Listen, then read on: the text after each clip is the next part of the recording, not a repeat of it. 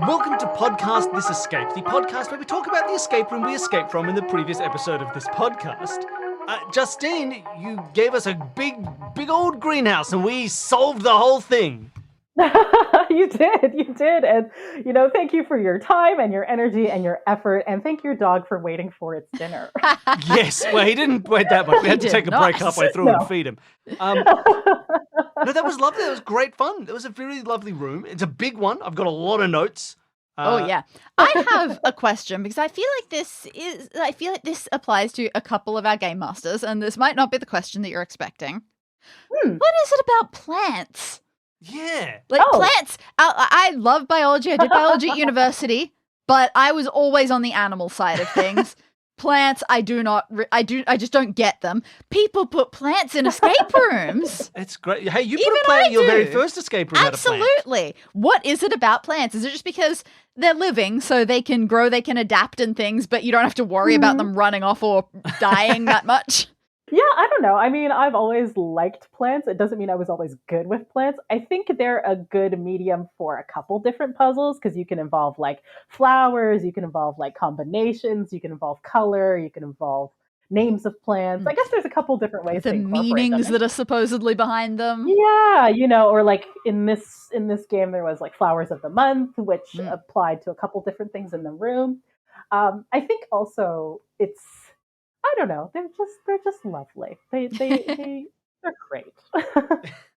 Well, yeah, actually, like on that note, obviously this is the first one of these that you've designed, and you decided to go for a greenhouse. You decided to go for fish and government conspiracy. Was there anything specific that was your inspiration for this room, or did you have a couple other ideas that didn't come up, or? So honestly, it was the fact that I do love plants and I love greenhouses. I would love to have a greenhouse. So I did want the setting to be that. And actually, I think when I first reached out to you about the possibility of having my room on the show, I had mentioned that there was kind of like a choose your own adventure part of it. So it's kind of more of a mix of like escape rooms and like interactive fiction in that sense, like more of like a story that you play through. And so maybe it's a little longer than normal and the puzzles seem a little bit more abstract than, I guess, standard escape room puzzles. But I wanted there to be kind of a continuous story that you played through. And there were a lot of, I guess, different actions and reactions you could have to things that would change how the room went. And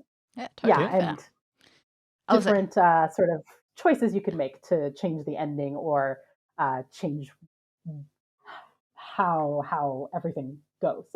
Now, I've never been a greenhouse person in particular. Do actual greenhouses get this fancy? Yeah, this is quite a fancy. Yeah, they can. This is decked out. She was a biophysicist, top of her field. She was making some coin. All the scientists in the audience chuckle. And cry. Yeah, I mean, of course, this one's a little far-fetched, a little bit more on the story side of things. I feel like subverting reality a little bit is key for this one. Absolutely. But I liked the element of a mystery. But originally when I designed this room, the two scenarios, this was one of the scenarios, albeit a little less fleshed out. The other scenario was to have it be you looking for a new will that you were left by an aunt. So the, I guess, goal was different in order to get like your share of a inheritance. You needed to find the actual will before the current will was read. And so it changed, for example, it changed the intro message. So there was a different, I guess, code for the safe that you would need to find. And it also changed what was in the tank on the workbench. Fair enough. It was just a big a tank full of wills. Yeah, what was it? Well, there was an extra puzzle in that one. So there was like a slime mold that was in there. So you would have to use it to unlock the utility cabinet that was rusted. Okay, gotcha. Oh, fun. That's hilarious. Yeah, so that wasn't just like a first general idea. You did quite a lot of it as in that version of like finding the will. The beauty about this room was that for both scenarios, I didn't have to change anything except for what was in the safe Fair. and what was in the tank. Okay. So it actually didn't change too much of the story itself. I just couldn't decide really which one I liked better, so I did both. Yeah, fair enough. And then basically I gave people the option, like what motivates you more, the thought of riches or the thought of the greater good. So you can basically still now you could run either version of that room. Yeah, That's you can, very cool. yeah. That's a lovely idea. And it's something that's interesting because you can do that in audio. Like you don't have to stick onto a theme as No. hard because changing it requires you just to think differently for a second rather than like go into the physical escape room that you own and swap out props and change this that there. Like that's quite nice to Yeah. have that changeable nature just very easily Yeah. achievable. Although even if it was physical, apparently you really could have just changed two props and you would have been okay. That's true, exactly. And that was the scenario that my more RPG inclined group had picked, the inheritance one. So they were, I guess, they were playing as a group of brothers, and they were just having shenanigans all over the room that in relation to that storyline. Yeah, it's also another just interesting point before we get into the specifics of this one. So this was going into a friend's backyard and going into their greenhouse. Last guest room we did was in your own backyard, and there is indeed a greenhouse as part of it. And then like 2 rooms ago of the ones that I wrote was in your old friend's backyard taking care of the dogs. And they could not be more different. Different rooms, yeah. Fundamentally different rooms and like everything. And it's a nice way to see how you can and explore that same kind of setup. Yeah, and very again, what I'm just saying, these things, just these really basic things that you're often not locked into, they clearly have a lot of appeal and a lot of different directions you can take, and it's always so great to see that. And Yeah, that's I really do cool. like how I said why plants. My contribution to that little group of 3 was the animals. Yeah, no plants, just 3 Although dogs. this one had fish as its extra True. one. The previous one had some bird-related shenanigans, though it wasn't the main focus. Yeah. So obviously there's a lot of like I had no puzzles and various different things in this room. Yes. Did you have a favorite one? Is there one that to you is like your favorite thing that you've had that you have? Absolutely. I had 2. I had the well, it wasn't a favorite. I think the concept of how I would introduce this puzzle was my favorite. So having the window sort of change that tiled wall into something. I knew I wanted to do something with that. So I liked that, and I also liked the koi puzzle just because it was fun. I liked making numbers out of their movements, and that was lovely. Great as a final input or like output of that puzzle to give us those numbers in that way, I thought was really nice. It was a really lovely it's basically you're just telling us 3 numbers, but in a really imaginative way, and I liked that. That was really lovely. And then the doing of that puzzle, as we were saying in the episode, was very Nancy Drew-ish. It's like, here's a task that you've got a little chore to do. Here are the rules. Figure out what you need to do, and then but you had no idea how to apply it, which you're like, why am I feeding this fish? Well, let's just do it and see what happens. And it worked. But I assumed that people like fish and would want to interact. Yeah. Oh yeah. You've got to feed the fish. There are so many little ones. Like, remember doing matching the different colored ceramic pots to the steps to step on? Yeah. That feels like so long ago now, but that was great. I think my favorite area, the one that just makes me the happiest out of all of them, I was happy with the longer number related ones, which is never a problem for me, but I was glad at how quickly it felt like you got told, you were sort of got, yes, you're doing the right thing. There was good feedback options there to let you know these numbers are sort of working. Like, I tried adding them together, and the first one I got was red 251, and I went, that's pretty close to the 255 that was the baseline. This feels like I'm in the right area doing this. But I think my favorite just general area was everything in the cactus corner. I liked predicting that I was going to have to use the gloves to get that hook from there. I loved creating a slingshot. I thought that was fantastic. Yeah, it was kind of funny because like that room was the most non-puzzly, but with environmental puzzle. It was the doing. It was the mess it was around the with MacGyver this, room. poke this. And then some of the other stuff, like later on, there was some very puzzle. There was kind of like a taste of everything in this room. We had very puzzly puzzles. We had like the classic here, do a a magic The square. magic square. Yep. You know, I'm always happy with long kind of additive puzzles. We had the hearing puzzles, but then also, that whole final section was very much in the physical, like solve a puzzle by thinking about your environment. And was that deliberately all placed together in that way, or is that just sort of how it happened as you were going? Yes, it was. So there were. This is partially why I mentioned kind of the connection to like interactive fiction, because I really like interactive fiction games. So it was kind of like a mix of that. I wanted to do a little bit of storytelling and have you really try to place yourself in the environment and think about what actually doing things there would achieve. And then also, of course, it's an escape room, so I did want to include some puzzly puzzles to make it feel more various, like more variety of things to do.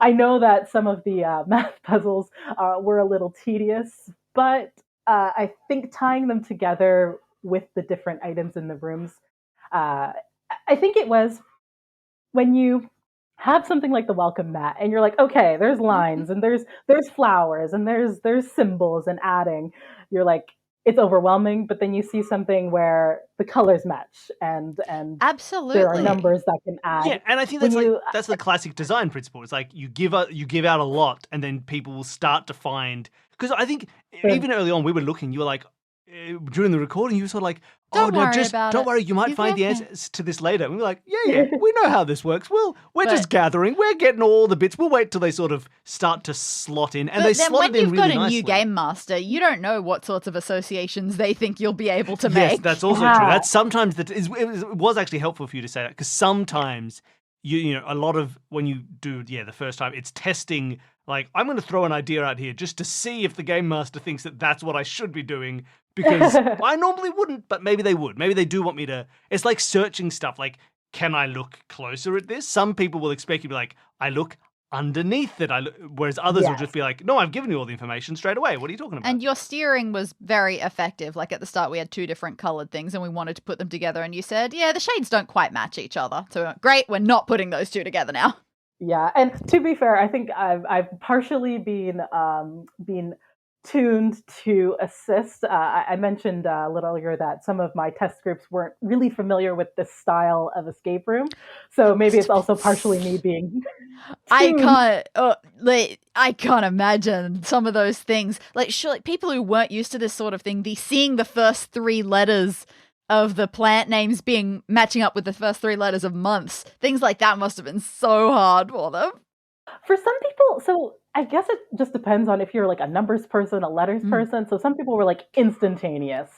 And with RGB as well, some people were like instantaneously like, oh, okay, I'm going to get some numbers. It's going to be a spectrum. We're going to do this. But yeah, for some things, it was a bit of a struggle, but they got there. They got there with some coaching. I also like just little things where you don't need them, but just being able to take a moment to speculate the names of these different koi and just say, do we know enough Japanese to do this? I know we won't need to, but... I love that. I love that. It's just a nice bit of personal fun. Yeah, I think there's a few things like that, like a few of my nods to, I guess, people back home, Canada stuff, like Real Feel and that sort of thing. But like, had you really, really wanted to know, so some people didn't know it all, and they're like, well, okay, I'll go to the bookshelf. And I was like, yeah, you found a weather book and, you've got a glossary and there it is. Yeah, makes sense. That info. Yeah. Yeah. But was there any puzzle that you really liked, Bill? I know that Danny mentioned the ones that she liked. Anything that stuck out for you? I really enjoyed when you made the slingshot. That was so immediate and so perfect. Classic little, like, I've put in the back of my head, like, I know I got a Y somewhere. What is a slingshot like? Oh, that looks like that Y. I don't know. I didn't grow up with slingshots. I grew up with a rubber band gun. Wow. Okay, the upgrade. I actually, to be fair, didn't grow up with them either. They seem really difficult to use. How did tiny children have the dexterity to make those things work? Seriously. I think like a lot of it was really nice. I really liked the pillow being upside down nice. And following the path there. It was very, because again, that's one of those ones that when you first see it, it's like there's so many options that this thing could be. There's so many things I might be able to follow. And then once you actually see the input possibilities, you go, oh, great. this is completely, and it's a really good example of like puzzles where like once you know the input, the puzzle makes sense. But until then, it's too open, it's too much, it's too many things. And then it's when you see, oh, I'm looking for a 4-digit code, oh, I'm looking for a word, suddenly it locks in. And that was a really great one of like, oh, I know how to solve this now. And it was just going through the iterations of which is the start point, which is the end point. There's only 2 options. Let me do it, then flip it, then do it. Then Yeah, the fun Made in Canada. The Made in Canada flipping purely was, there to show that that was it's upside nice. down. It's lovely. It worked out really nice. Because like, oh, there's a second half. The second half is just a think about it, dummy. It's also and one it's of those great. things, good use of the format, because that's the sort of thing that you can't do to the same effectiveness in an actual physical room because people will just flip it. Yeah. Yeah. It's so hard to have a set orientation that is a trick because there's no real orientation. Like, so I thought that was a really nice way to do it. It worked really well. I enjoyed doing that puzzle. Oh, I'm glad. Okay, cool. I will say that maybe I'm a little bit too fond of mystery like novels and films, and I may have put a few too many red herrings in this in this room, because there were a lot of things at first glance that did seem really well connected or important. So I did try to make sure when there was meaningful connections between things to make it very apparent. And I hope that came through. I think you honestly succeeded in that. And any time that we were a little bit thrown, it was just because we haven't worked with you before. We need to learn how you work. But it did become quite clear by the time we'd reached the end. We were going, no, yeah, we know. We're starting to get how to read you and what makes sense to you, and it does make sense. So that's good.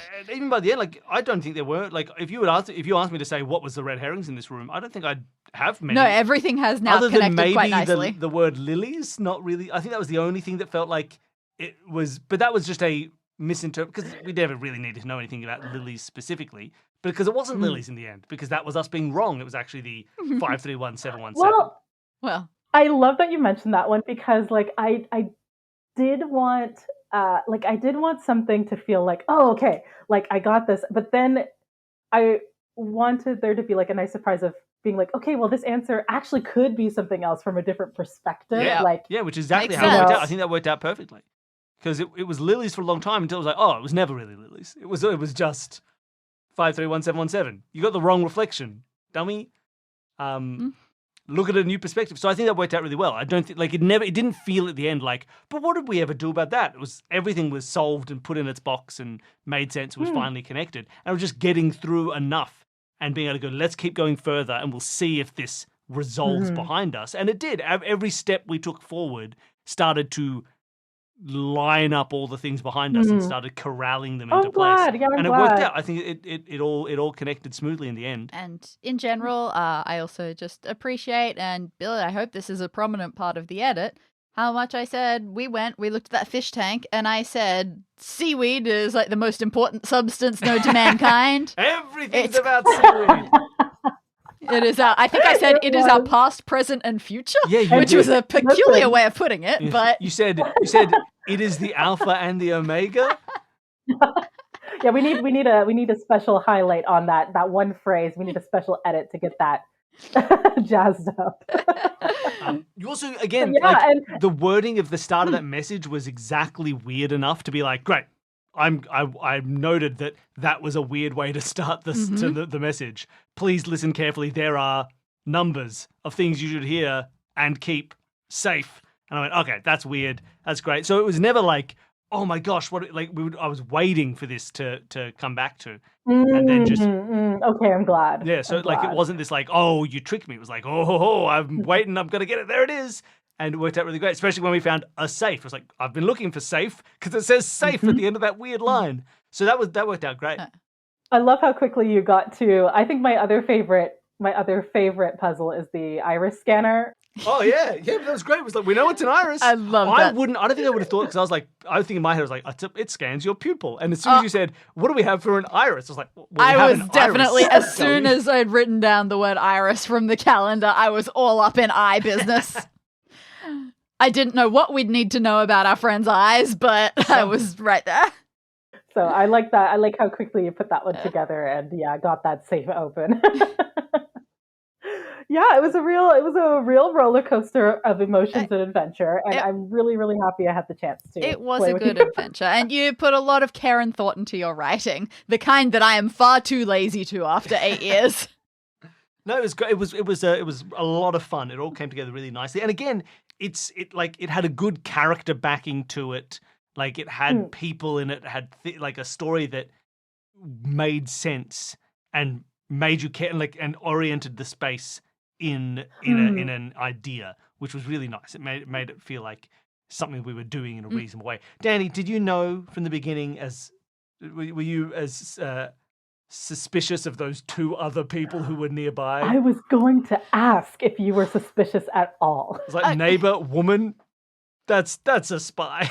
I wasn't thinking about suspicious in terms of that. I was just thinking about I should keep track of what is out here just in case. I know this isn't the escape room, but like I said, I drew the apple tree in the pond. I almost drew a neighbor, but I'm not good at drawing people, so I often avoid it. And then I couldn't remember if there was 1 person or 2, so I just shame spiraled out of it. But I was hoping, as you could tell by my adventure with the apple pond that I hope you left in as well, Bill. Oh yeah. That I was really hoping that the stuff out the front was going to be important again. But no, I wasn't at all thinking about being followed by deep state spies. Amazing. Yeah, amazing. Well, you made it through, and only a little criminal trouble from the government side on you, but you made it out. I think these days that's a badge of pride. Well, yes, thank you so much for coming on and running it for us. It was really great. It was good to play through. It was really fun. I think people will enjoy it. It was lovely. I'm sure even even after editing, because that's the thing. It'll edit down, but it'll be long because there was not much of that there was no points where we were like getting stuck or having no idea. So I'm sure for people, I'm not sure how long the final episode was, but I'm sure people had a nice long episode to listen to. I hope you enjoyed it, listeners. I hope you enjoyed it too. Just by comparison, I don't know. We haven't recorded the next episode, the next one that I have written, but I keep saying to Bill, "Oh yeah, this room is tiny." So it might be a contrast, or I might be wrong. Yeah, sometimes you're wrong. But no, thank you so much for coming on and running it. It was really lovely to have you on. Thank you as well. Thanks for taking a chance on a newbie. And yes, I really do hope that you enjoyed yourselves because it was a fun time for me. Thank you. Great to meet you too. Yeah, you too. Likewise. Thank you, Danny, for playing along with me. Definitely needed you there. And thank you everyone for listening. I hope you all enjoyed the episode. Thank you everybody for listening along. And hopefully, if you want to support the show, tell a friend, tell someone random online. Make a TikTok about it. Try and spread the word. It's always very appreciated and very helpful. So thank you so much. And you can also support us on Patreon. That we don't run ads. Patreon is how we make the show continually. How we are able to make the show. And our lives. And it lets us actually make the show properly. So thank you for everybody who is there supporting us on Patreon. It is incredibly appreciated. Thank you for supporting independent podcasting and the arts. Anybody who supports us can appear as an NPC in one of Danny's rooms, unless your name was Pete Toria or Johannesburg Tarantella. Maybe you're in this one, but probably not. There's also there's weekly bonus audio for our $5 donors. There's videos for our $10 donors, plus soon a new show coming for the $10 donors, but maybe in a few weeks. Probably next season it'll start. Yep. But you can get in now and seem really cool. There's trivia and a whole bunch of fun stuff. So thank you everybody who supports us there. You can always sign up. There's a link in the show notes. And we definitely appreciate it. Even if you only sign up once and then leave forever. At least you gave us a tiny bit of money. So thank you everybody who supports us there. All right. We're done. Thank you again, Danny. Thank you again, Justine. It was a lovely room. Thank you. Bye, everybody.